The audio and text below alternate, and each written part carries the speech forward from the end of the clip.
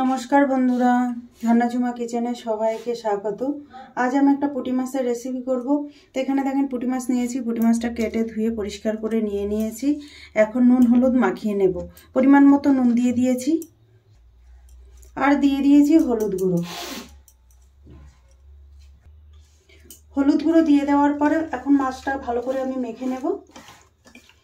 ভালো করে মাখা হয়ে গেছে। কড়াই গরম হয়ে গেছে, কড়াইতে দিয়ে দিচ্ছি সরষের তেল।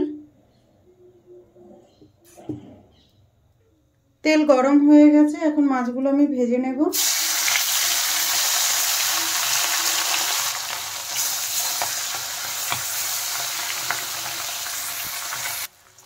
মাছগুলো এক সাইড ভাজা হয়ে গেছে, এখন পাল্টে দেব।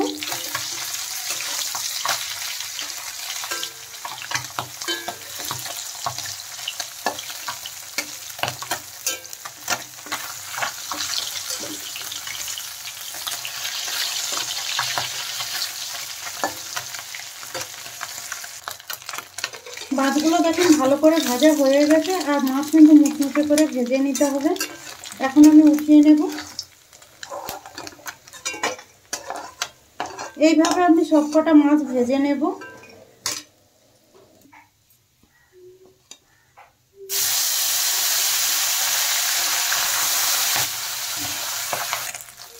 এই মাছগুলো ভাজা হয়ে গেছে, এখন আমি তুলে নেব।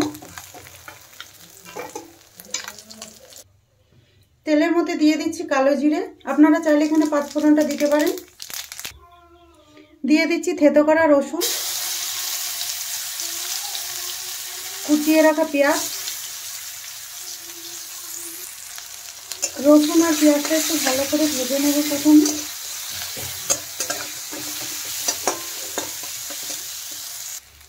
দেখেন রসুন আর পেঁয়াজটা কিন্তু ভালো করে ভাজা হয়ে গেছে।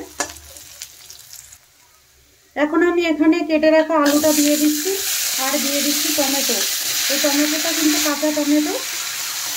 তা এখন এগুলো ভালো করে নেড়ে চেড়ে কষিয়ে নেব।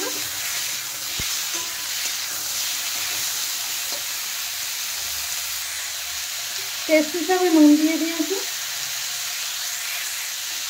নুন দেওয়ার পরে আরেকটু নেড়ে দেবো। এখন আমি ঢেকে দেবো একটু।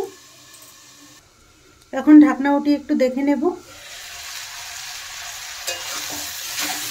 দেখেন আলু আর টমেটো কিন্তু ভালোভাবে কষানো হয়ে গেছে। টমেটোগুলো কিন্তু অনেকটাই নরম হয়ে গেছে। এখন আমি দিয়ে দিচ্ছি লঙ্কা গুঁড়ো। এখন আমি দিয়ে দিচ্ছি হলুদ গুঁড়ো আর দিয়ে দিয়েছি লঙ্কা গুঁড়ো। ভালোভাবে এখন নেড়ে আমি মিশিয়ে দেব সবজির সাথে।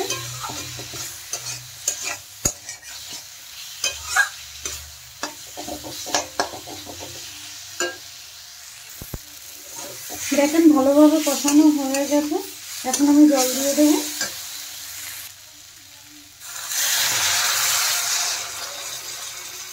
জল দেওয়ার পরে এখন একটু নেড়ে দিচ্ছি।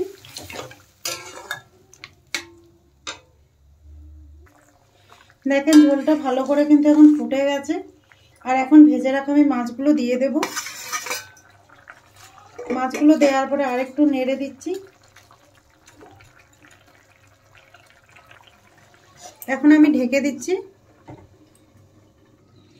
ঢাকনা উঠিয়ে এখন দেখে নেব। দেখেন তৈরি হয়ে গেছে।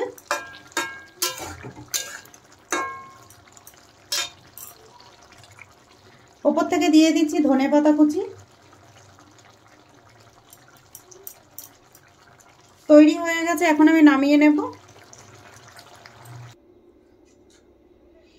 এখন আমি প্লেটে নিয়ে নিচ্ছি।